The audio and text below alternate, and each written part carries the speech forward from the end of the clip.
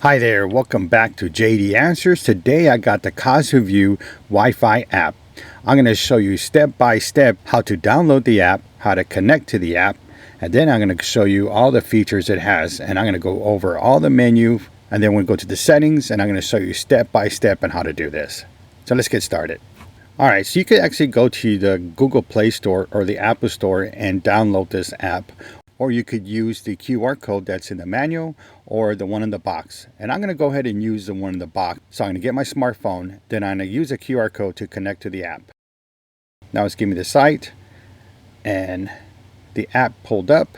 I'm going to hit install. It's going to go ahead and start downloading and installing it to my cell phone. Alright, we're going to go ahead and open up the app.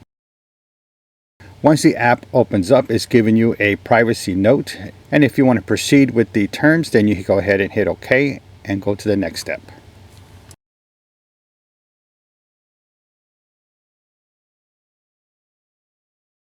And the next screen we see on how to route the power cable to the dash cam. And then it's telling you that we're going to go ahead and start using our Wi-Fi. So start getting that information ready for to connect to the app. Alright, my Wi-Fi sites are opened and I'm going to wait for it to come up. My phone is scanning and there you go. It starts with an S1, so that's the one I'm going to choose.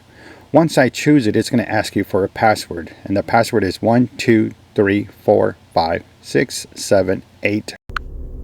Now this is a generic passcode, so just make sure you change this once you connect to the app. So now we're at the main menu.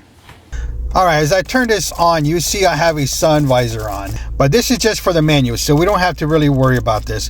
But on the top left, you'll see where it says a recording, REC, with the time and a red dot blinking. This is indicating that it's recording. On the top right, you're going to see the counter for the loop recording and what it's on right now.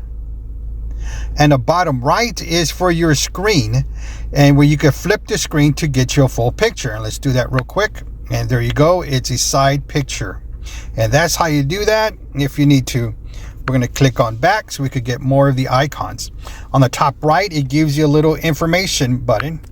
And this is what it says. The quality of the live view is adjusted to give you the best experience. To watch the original recordings, go to the camera file. All right, we're going to get that off. Underneath the switch view, you'll see a microphone icon. This is indicating that the audio is on. If you click on that, you're going to hear a message on your dash cam. Audio disabled. And what it said is audio disabled.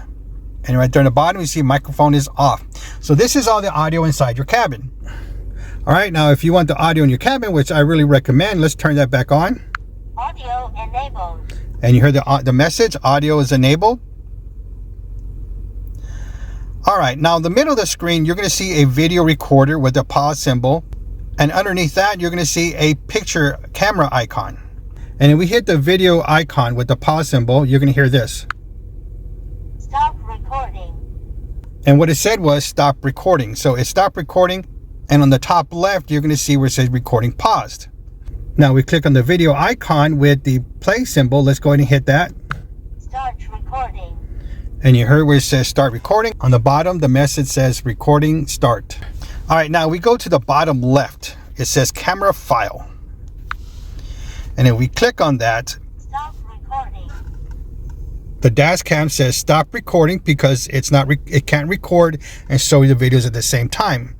So it stopped recording so you can view all your footages. And you can see all right here, all the files of my driving files. And if we did any snapshots, they'll be right here, which we didn't. And any locked videos will be here, which we don't have. Any parking videos, and I don't have any. But let's get out of the camera file real quick. Start recording. All right, now if we click on any of these pictures. Recording. And you can hear it coming out of the background because I have it playing. I'm lowering the volume on that. And that one you could go ahead and press play and review the footage. But these are small clips because I was going off and on. But let's get a larger one. Let's see. Let's get a larger file. Let's get this one right here. Welcome just right into the party. And honestly, Carly and I thought. All right, so you can see the footage there as it's going. And in the bottom left, you see a download. So let's go ahead and hit download. And it's going to download it to the cell phone now. Because remember, all this is on your dash cam. It's not on your phone yet. Now, a faster method is simply getting the SD card off the dash cam and connecting it to your computer. That will be a faster way to do this. That way you can view more files easily on your computer. And if you need to know more information about this, I'll put a link in the description down below. All right, it's 100% downloaded. On the left side, it says downloaded 101, and the right side says downloaded. So if you need to go faster, it's best to take the SD card out. All right, so let's hit done. Now it's showing you the file. Now from here, you could go ahead and share the file to wherever you need to go to, any of your social medias or personal emails, personal DMs. Or you could edit this. And what you could do here is you could, I'm gonna lower this volume. You could go ahead and select a 10-second clip, because this 10-second clip you could text this to somebody, but it has to be small enough. And you see right here what I'm doing. You could lower the clip or size the clip to what you need. And right here in the top, you'll see like 22 seconds. That's the length of the clip. So you go to the left side as well, and the scroll bar, move it to where it says to 9 seconds or 10 seconds or below. And you can move this wherever you want, to the clip that you need. And once you're done, you could go ahead and we'll hit done. And it says it's processing. It's a 7-second clip. And then again, from here, you could probably just go ahead and share it. But let's see what the next step is. All right, and it gives you several social media stuff that you could do. And let's go to more. From here, you go to your personal social medias or your DMs.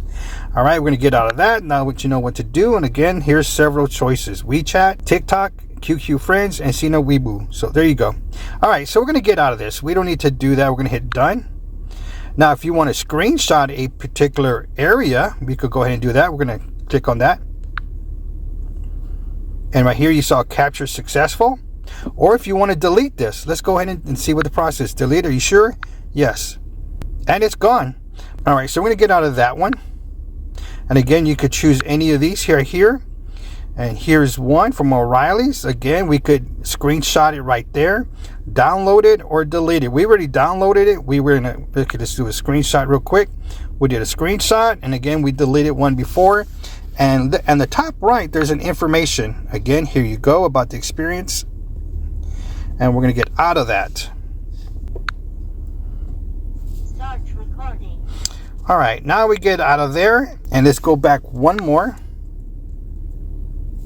Go to our album, and here you go. You got your images, your screenshots that we took, and the 2 video clips. It has an 8-second clip that we kept, and the file itself, and we don't have any log files. Remember, this is your local album. This is what was downloaded, and the videos, it says 2, but remember, we deleted one. These are what's in your cell phone, and the other ones was in your app. We're gonna go to our personal files. And here you go. You can see those 4 videos right there. There's the 2 snapshots, and then there's the 2 videos. So you see what the difference is. The album is what's in your cell phone. And if we get out of this, go back to the camera, access the camera. And the camera file itself is what's in the app. So that is the difference right here. Now that we've gone through all this, let's go ahead and go to camera settings. Okay, as we look at our settings, the first one we have is sound recording. And this is the audio that's recording inside your cabin. You could turn this off or you could turn it on. My recommendation is leaving it on. In case of an accident, you get to hear everything that's going on. Next, we have the speaker volume. You could adjust this to whatever your desired amount is. Then we have the video resolution.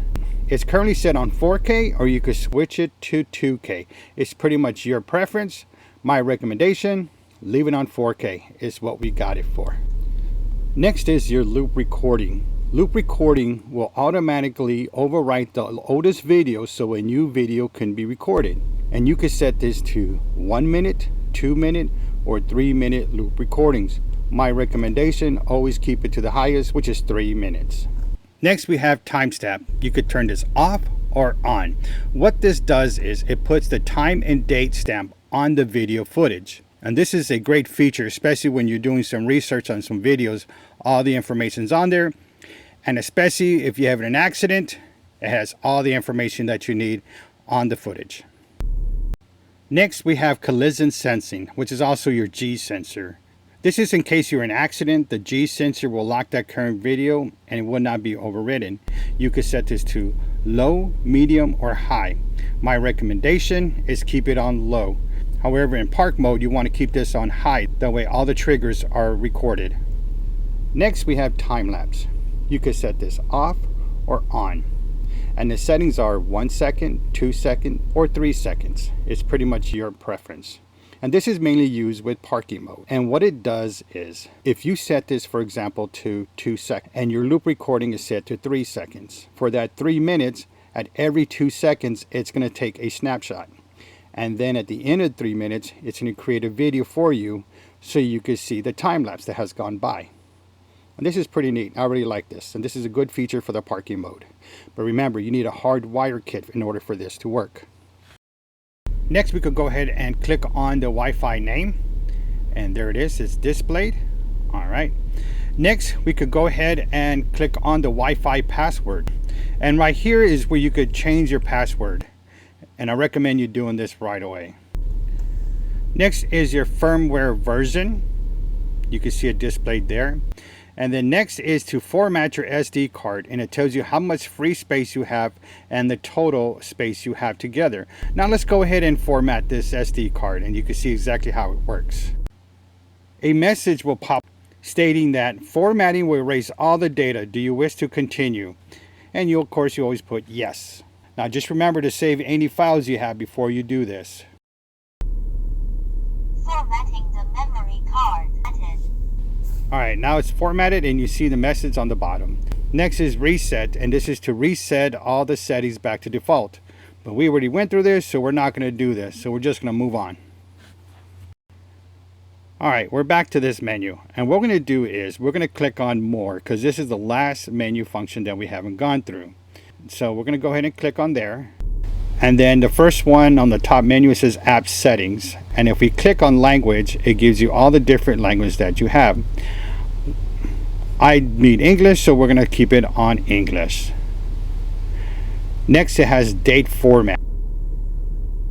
It gives you all the dates and time your SD card was formatted. Next is enter playback to automatically download photos. You could click this off or on. I'm going to leave mine on the default, which is off. Next, we have offline map. In order to use this, you have to download or update the offline map, and it gives you some steps on how to do that. So if you want to do that, you could go ahead and proceed. This is not necessary, it's not useful, so I'm going to get out of this.